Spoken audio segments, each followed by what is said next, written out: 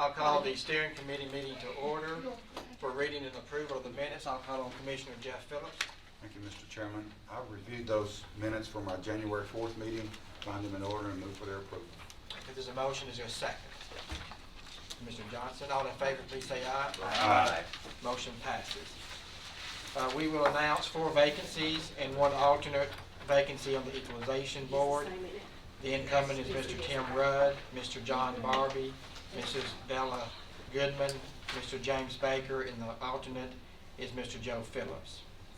Next on our agenda is the Human Resource Budget. Ms. Stevens. I gave each of you a copy. Sometimes it's hard to see on this iPad. Thank you. So the budget, the total amount that I'm requesting this year is $322,331. The areas with the greatest impact is, one, the drug screens.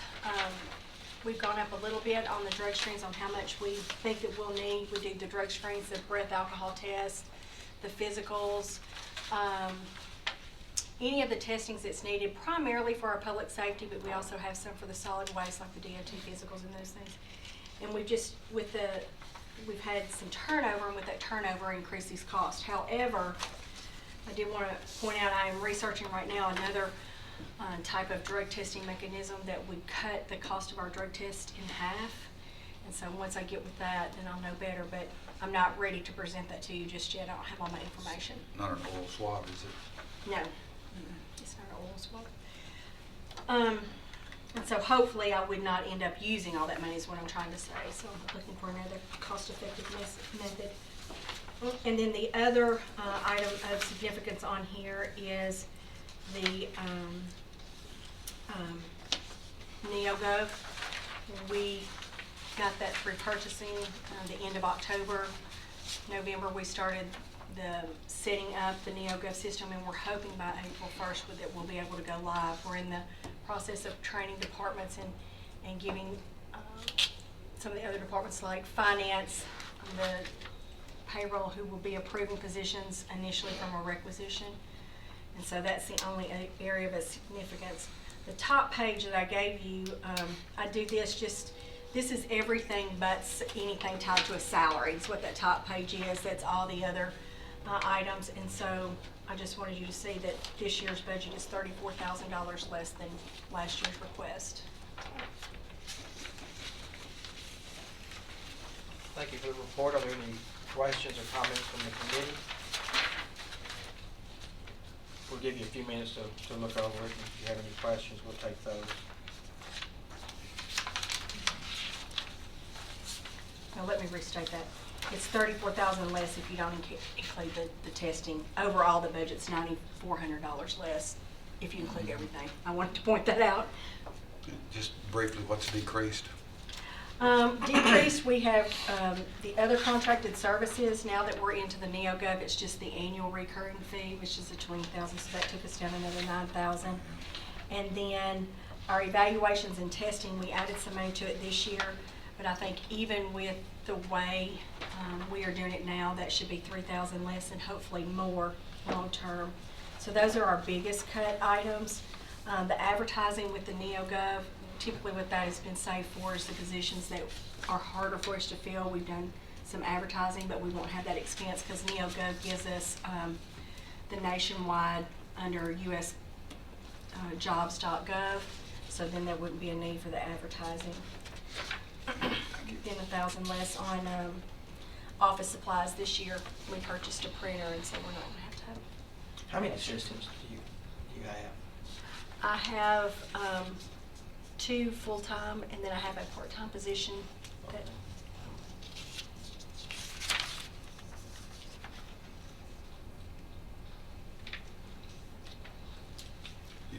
You want a motion for the entire budget or just for this portion of it? I would say the entire budget.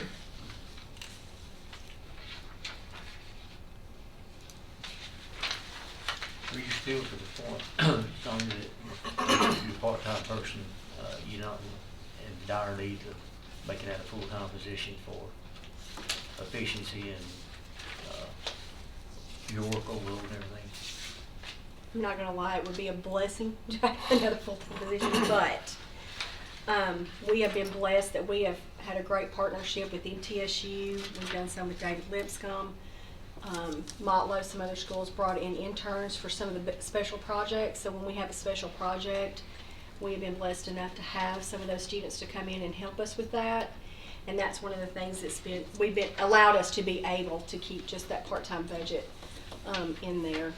Right now, during the implementation phase of NeoGov, we pretty much allocated that part-time budget to help us with the implementation of that. Historically, I've saved the part-time position for our cream of the crop intern for the year. So if we have multiple interns, one of them, that's kind of their reward so that it helps them build their resume. The best intern gets to stay in that part-time position until they find a full-time slot. We do graduate interns, and so that gives them an opportunity to have a little real work experience, and then it helps us to offset that for a couple of months until they get through. So that's historically. This past year, the girl that's been in it the entire time is a graduate student who was my cream of the crop intern, and she's been in it this last year finishing up the master's. So what's not in here you'd like to see in here? In your budget? You got it all? Got everything you asked for? Did I get everything I asked for? Yes, sir. Everything on here is everything I asked for. Rather, I'm not a real. I try to manage within my means, and you know, the only thing if Santa Claus was here and I was asking would be the part-time to full-time, but that would be the only thing on my wish list. The second page deals with salaries and benefits, and the only thing there is step increases and the increase in the cost of benefits. Yes, sir. That's the only thing? Yes, sir. No additional personnel? No, sir. I move to approve. Have a motion, The is budget. have a motion, is there a second? Second. Have a motion, is second. With You the have a question? Or you No, said- it was a second. Okay. Do we need to call the vote on this one? Okay. Are there any discussion? All in favor, please say aye. Aye. Opposed? Motion passes. Thank you. Thank you, sir. Appreciate it. And finally, a resolution to request a private act for additional general sessions judge. Mr. Mayor? Okay, we're inviting Judge Tidwell, please, to come up here with us.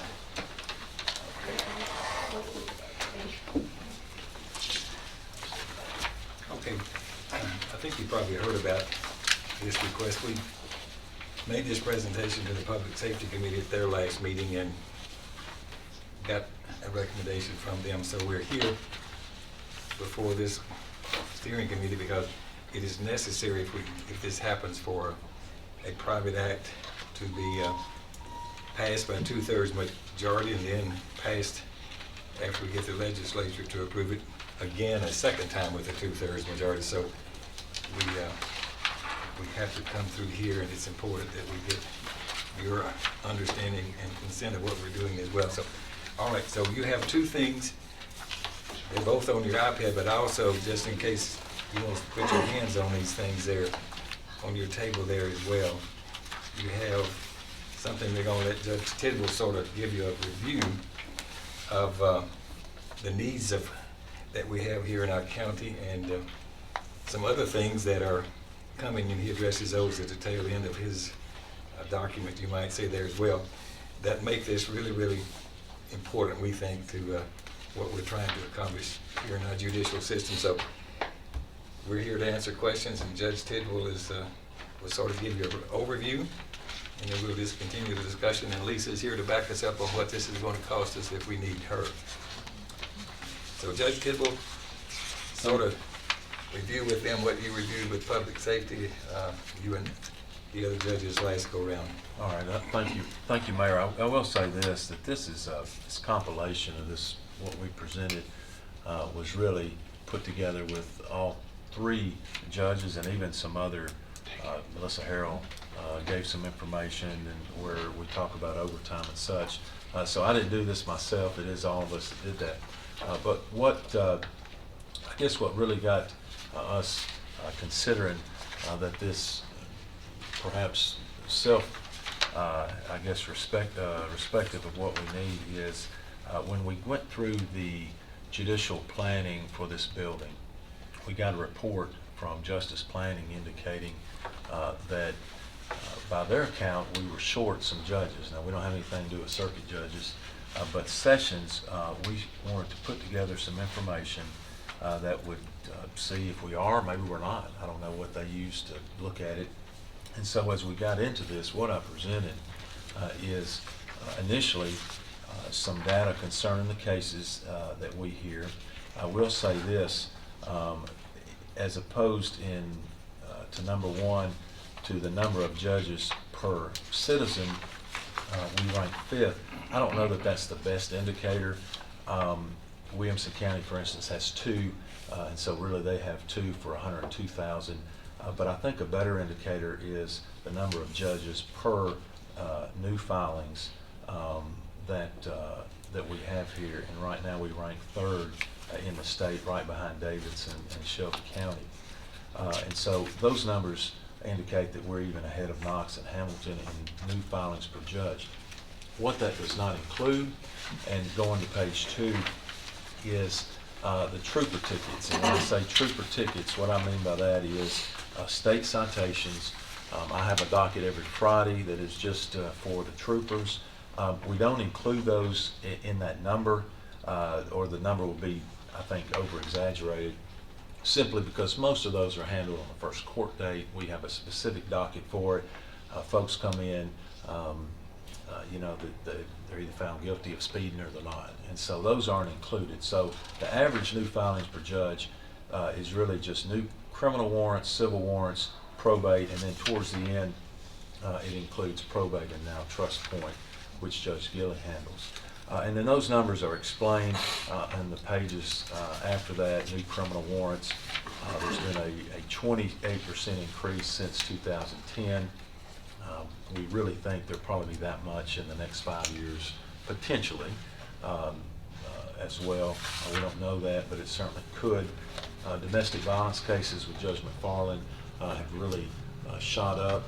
I think that's based on more awareness. I think that's based on identifying victims of domestic violence and getting those funneled into a specific court that Judge McFarland hears. New civil warrants, Judge Gilley contributed the part of the document to that, and probate filings, as well as trust point and VA. And then driving on revoked license docket, and I'm moving fairly quickly through these. I'll be glad to answer any questions. We started this now about almost a year ago, and just driving on suspended license. I have about 80 to 100 cases a week on a docket, and then those go to Judge Gilley later on. But I think the real key to this, at least from our perspective, is that I don't think that this is money that's just going towards a new judge. We really believe that the savings to the county in several areas will more than offset what it would cost. I've put some of those down quantifiable. Some of the easy ones are transport costs. Our intent is, if there's a new judge, that they would be at the jail every day, handling a jail docket. We think that would cut transport costs down quite a bit. Mental health inmates under a mental health court model. We really need in this county a mental health court.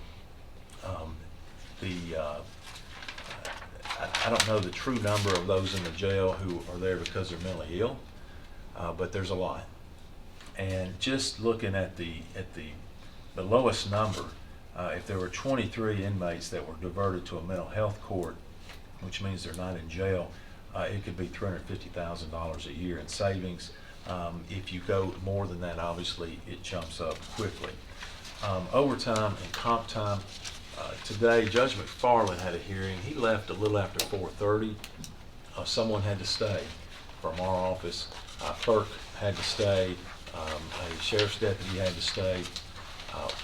There's a lot of overtime, to be honest with you. Some of it's comp time, some of it's not actually dollars, but still, that comp time is used at some point, and those numbers get pretty big when both of us are, have to stay till 5 or 6 o'clock. And then, well, let's see, we keep going through the areas I think that are quantifiable. One of the big ones is the pretrial release program. We think that that's going to really change kind of the dynamic of how many people are in jail right off the bat. We're going to go, hopefully, to a pretrial release program, but it's going to need some supervision out at the jail. We don't know all of the final, I guess, details of it, but there's going to be a large number of people who otherwise cannot make bond. Maybe they don't have the money, but it's a I say minor offense. Obviously, minor offense is subject to argument, but it's those who otherwise are going to come to court, and they're determined not to be a danger to the community, and so they're released, and it's $63 a day. Even if pretrial release were to cost the county $25 a day, that's still $38 a day per inmate, and the numbers I put down is if there are just 100 individuals over the course of a year that consistently are in that program, and I'm sure there would be, you're talking about over $1 million in savings. Our problem now is we just don't have the time nor the dockets to manage a pretrial release program, to develop mental health court, to further develop veterans court, which Judge McFarland does. It's going great. I think by the end of the year, there are probably 20 people in that court. And if I would, on his behalf, invite any of you to come to the the Veterans Court docket. It is amazing. These gentlemen who, a few months ago, they're in trouble, they're really up to no good, and but with the guidance of that court, they will tell you how many days they've been sober. They'll tell you what they've accomplished and how they're now in housing and how they're supporting their family and they have jobs. So there's some non-quantifiable areas I've listed, but that's kind of I guess the crux of it. I'll be glad to take any questions, and if I can't answer it, we can certainly get an answer. But that's what we're looking at. We just need some help. Pre-trial release money here. So you're figuring $38 per person per day for a full year for 100 people. Is that where you came up for that? Well, the way 1.3 million. I think the way that we came up to that is that if over the course of a year, on any particular day, you had 100 people in this program, and that may fluctuate. It may be that sometimes there's less than 100. There may be some that there's more. But over the course of a year, if that program averaged 100 people, maybe not the same people, but people didn't go to court and their case is resolved and new people are arrested, the $25 a day supervision is just a guess. It's just an idea that it might cost that much. So it's just a difference between having them in jail versus on a pretrial release. And if we averaged 100 people per day for a year, that's that number. Don't we plan to do that anyway? We're not going to be able to do it without an additional judge. I mean, It appears. We can start some, maybe small piece of it, Well, I but we're mean, not I've even heard sure. the judges say that was one of their aims. that It they is an were aim, trying and to do that. we're just about there with our model that defines the processes and how we can do that. And then two, Williamson County on the front page, who's got 2 general sessions judges for 205,226 people, of course, they're higher, almost 300,000. right. How are they able to do that? They have much less cases. They're not even in the top 5 of new filings per judge. I don't know where they rank. Yeah, Hamilton's at 7,200, we're at 10,000. Yeah. So there's something less than 7,000, we don't know where they're Yeah, at. I don't know where they rank. My guess is they're not even in the top 10. I could be wrong about that, but they just have far fewer cases. We got a lot less criminals floating around. They all come to the avenues. It appears. I mean, Well, they may have a lot of criminals in circuit court though. They may, I don't know. Yeah. I don't know. Big but- time county, big time money, you be White run collar big instead crowd, of blue collar, that's is that right. what you're saying? That's right. You may have a point. Check it. More circuit. So what would be the cost of a new judge? Okay, it would be, the salaries.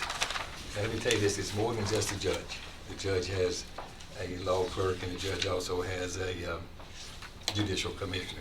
Each one of them do right now, okay? Have a court officer also. Well, that's what I was talking about, those two are. Court officers really what. Slash law clerk, plus the judicial commissioner, or administrative assistant, you could say. The salaries would include the judge, the law clerk, the judicial commissioner. Now, to get this done, you'll have to have another assistant DA and an assistant public defender, and the county will have to pay for them, or we will not get a private act approved. All of that being said, on an annual basis, it's $464,583. Now, the first year would be a short year of 10 months, which would be a little bit less, but it's going to be in the neighborhood of 500, less a little bit, $1,000. You said there had to be an additional public defender also. Yes, if you have an assistant DA, the public defender by statute is allowed a public defender at least 75% of the cost of the district attorney. Yeah, they only were, counties only are, to match the DA, it's at 75% for the public defender spot. Basically, you'd be talking about additional 5 personnel to Yes, sir. implement this. In the state of Tennessee, if this private act has any fiscal note, it will not be looked at, period. So Sumner County did one recently. They added a jail, and they had, a judge, so they had to furnish the DA and the public defender. We're going to fuss about that, but it's not going to do us any good here short term. In fact, I think Sumner County, I think it was even in their private act. It has to be in the private act. If you send one down there, the DA and the public defender say, I've got to have a position. If we haven't committed to it, the private act won't get approved. Where would this judge be located? Would he be working at the jail? More or less. Okay, what my question was gonna be is, Now. with the planning of the new judicial system, was that already kind of taken into, We have a spot for another judge, that's what. but he won't be able to use that spot much. He'll be able to use it more once we get through the judicial building. Now, with where we are, he won't have hardly any space unless he shares a space with these folks from time to time somehow, or one of the circuit courtrooms that could be shared, potentially. Is there a room at the jail for There a is. judge's chamber? It won't be nearly as nice as when you think of judge's chamber, no. But if you think of an improvised court, they go down twice a week now, Right. 2 days, part of the time. So they function, but it's not really what you want long-term, okay? And some of y'all have been up to see it, but it certainly is functional. I've seen it. It's not what we like, but the best It we would be got. adequate. Yes. And with whoever this new judge is coming into this with foreknowledge that this is what we have and what we've got to do. But these things about the mental health court and the business about this pretrial diversion, that more or less really needs to be down there with our judicial commissioners where they can evaluate and determine, and the judge can work with them in determining who those folks are that can be at low risk enough for us not to keep them incarcerated Well, the mental health court is a new project altogether. completely. And we'll have to share courtroom space on that part of it. Which I don't disagree with that. If you go out there and visit, it's very. We think the mental health court might be more participants than the drug, DUI, and maybe even veterans all combined.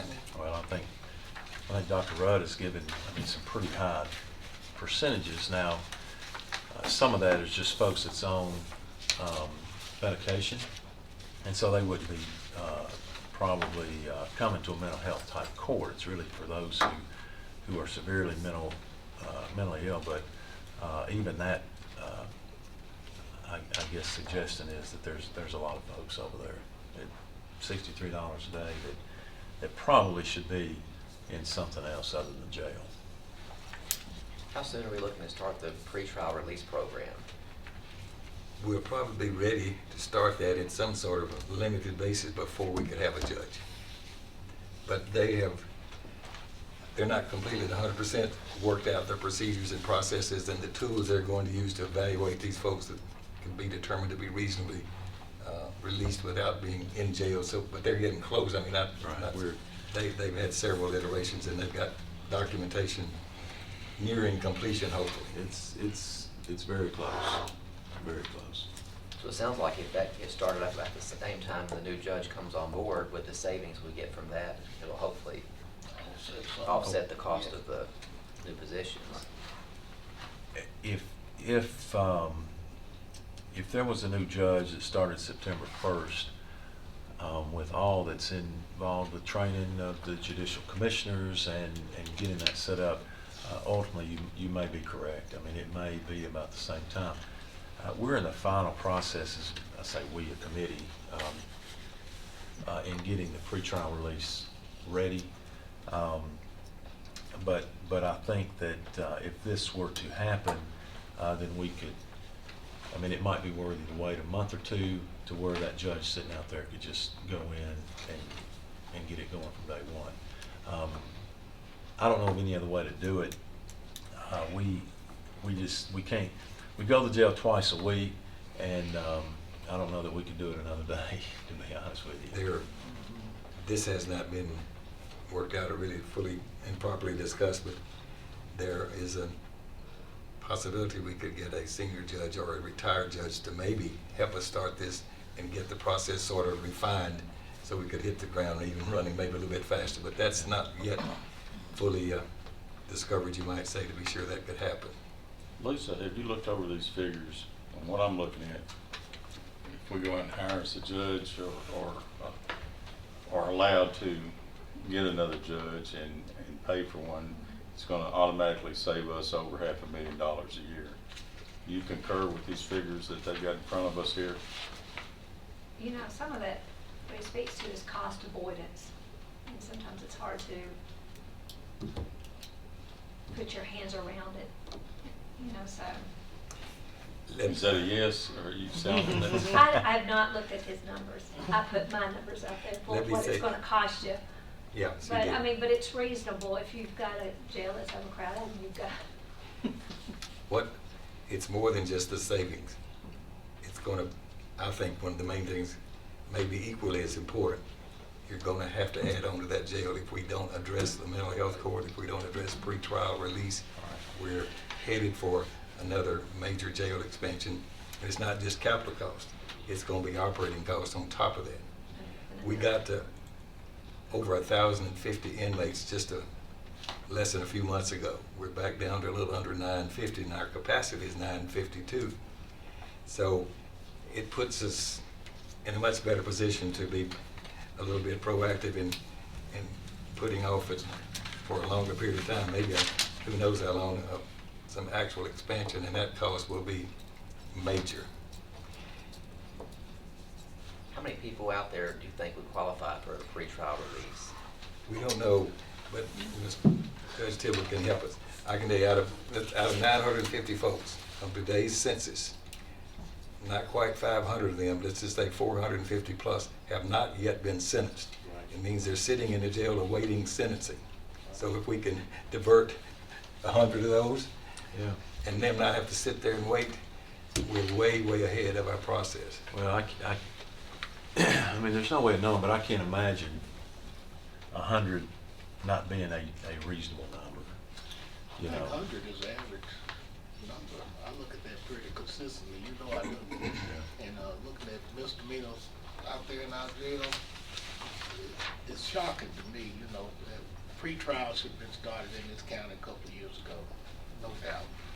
So, You can look at how big Davidson County is, and they've only got 200 or 300 more folks in jail than we do. They've got a really very excellent pretrial diversion program. Now, it will take us 2 or 3 or 4 years to get to where they are, but you have to start. Well, that was pretty shocking, a presentation we had from Darren Hall. The numbers they have in their jail compared to their population. I think their jail's about half full. And I'm not saying it's all attributable to a pretrial release program. No. There's other things that go into it, but they have a robust, program that really ours is modeled after. Doesn't follow it every way. Every county's a little bit different. But that's a part of the reason, you know. they got a there's- good, they got a good mental health program too. Yes, they Bring do. that up. They do. With the mental health and the pretrial, different programs like that, they're able to keep that number down. How many of the people that are out on pretrial release end up violating their? According to him, it is a very small percentage. Now, I don't know, you know, when you go to calculate things like that, obviously you want it to be a small percentage to justify having the program. But in our meeting, he indicated less than 10%, you know, violate. I mean, ultimately the statute says that it is the likelihood that someone will return to court balanced against other factors, including danger to the community, okay? You may have someone who's very likely to return to court. He's lived in this area his whole life. It's the only place he's gonna be. He's gonna come to court, but he's charged with domestic violence. Well, that person's not eligible. You know, a violent offense is not eligible. Guns involved are not eligible. There's a whole list of things that you just wouldn't want that individual out in the community until this case was adjudicated.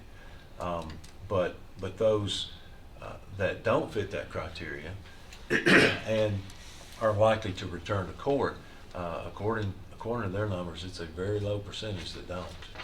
And they were the ones that were going to not return anyway and maybe make bond.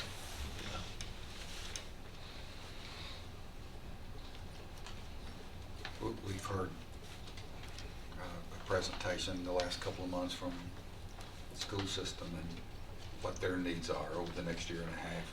And that figure was choking to me. But these are a result of those same growth areas, and it's not only this, but at some point in time we're going to have to deal with our jail. So it's just additional. It's the cost of doing business in a growing county. It really is. This is, but $500,000 is, to me, a whole lot of money as a taxpayer. You know, the other part of it, we also heard from Health and Ed that they need $500,000 to renovate a concession stand, okay? Where I'd rather spend $500,000 would be right here versus a concession stand. And also put money in new classrooms. So when it comes to this type of thing, I don't think there's any place else to turn. The school system may have booster money and things like that they could use, but for some type of renovations, but the court system doesn't have any of those types of things. It's just kind of up to us. I just look at what's coming, and it's staggering. But at some point in time, we need to kind of try to keep up with that curve or even get ahead of that curve and not always play catch up. So I have absolutely positively no doubt that this position is needed and be put to good use. I also think that it's an ambiguous figure out there, you know, just like Lisa was saying a minute ago. How do you grab it? But at some point in time, you have to logically look at it and say that that's probably very realistic, that you could end up saving money at some point in time by doing something like this. So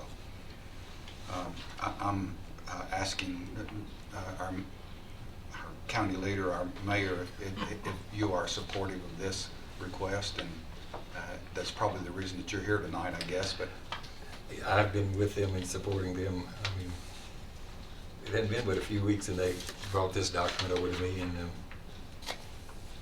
on Monday I told them we was gonna go to public, take it, I told them that was on a Friday afternoon. I think we took it the next Monday to public safety. I really think this measure will give us so much ability to prevent and slow down and the cost of our incarceration, you might say, in a very material way.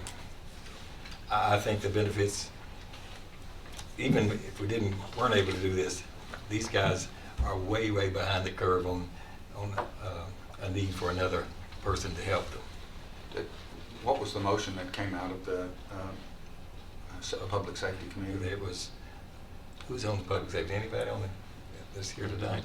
What was the motion? I don't mean the count. The motion. Yeah, the motion was They made a motion to send it on to budget. okay. A motion to approve and send To it over. approve it on to send to budget, yes. Send it to them and then budget. Well, we have the private act. I'd have to look at, Yeah. you guys, it has to come both ways. Now, I don't know what that motion said, come to steering and budget or not, without her looking. This resolution deals with the creation of that new department. I'm sorry, the new judge's department. The private act. And also the private act, right. And the private act is just where you have to get consent from the legislature to allow us to have another, of a general session judge. That's what the private act is about. What's the deadline for their committee system? The committee system is on a very, in the House especially, is on a very, very short leash. If we don't approve this on March the 17th, full commission, take the private act down on the 18th, it won't happen. They won't get this approved by April the 14th and have it back to the commission for a second vote. My understanding is it's a spot that's been reserved on the calendar. The House committee has got one spot that they can hang this private act on. It has to be perfect. It won't be time for them to iterate down there. We have to be sure we've got everything in here at this precisely is stated, okay? But we have time, but the window of opportunity is now, or we'll have to wait another year. If we're ready for a motion, I move to approve in similar fashion to the way this Public Safety Committee moved, approve the creation of the department and the resolution creating a private act and forward it on to the Budget Committee, and hopefully they'll forward it on to the full commission and we'll vote on it as early as next week. Is that correct? I think what we were gonna do is just, as far as budget, was just gonna make an information thing, because this is a steering matter that Okay. y'all would take to the full commission, and we just intended to have a, just kind of a discussion, FYI information to budget. So basically just send it to the full commission. I think that's appropriate, so Okay. just a full commission. So the budget, we're just going to inform them as to what the cost is going to be. Mhm. Because we're going to have to put it in next year's budget at some point. Before June the 30th, it has to be in next year's budget if we do this and get all this taken care of. So if this passes this committee tonight, then it goes to the full commission next week, next The Thursday. 17th, yes, sir. Okay. Okay, let's get a second. I'll give it to you. Okay, Commissioner Johnson, Pete. Okay, other questions or discussions? Seemed like somebody told me the last date for the committee was March 16th. I talked to Ms. White, our state rep, just Friday, and she's got it bracketed where we're okay. Assuming this private act doesn't need to be changed once it gets down there. I'm gonna let them review this before you guys even approve it, so that we can be sure there's nothing in here they see before it gets to our March 17th meeting of it. Well, I talked to her Friday also, and she told me that she thought the last day was March 16th. She told me precisely what the mechanics were that she's got this structured, so if she talked to you after she talked to me, I don't know. standing outside over there after we had the groundbreaking.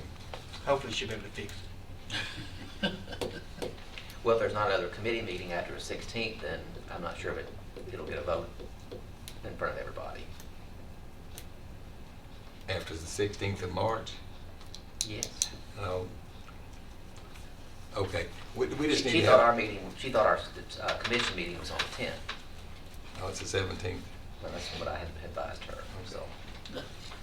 Listen, if they can't make a little bit of scooching room down there, they're not going to adjourn until sometime in April. And, What kind of room? scooching room. Scoochie room, okay. That's Lisa's terminology. Push around a little bit. You know we budgetary. Is that in the minutes? 30 minutes. We need to approve this and get it on the way and worry about small details later on that line.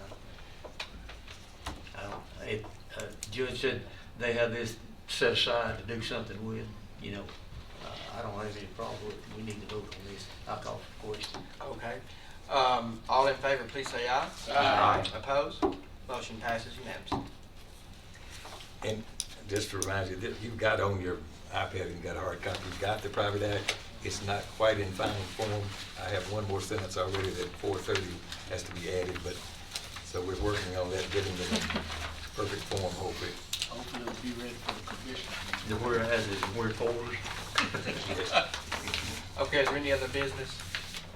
If none, this meeting stands adjourned. Thank you.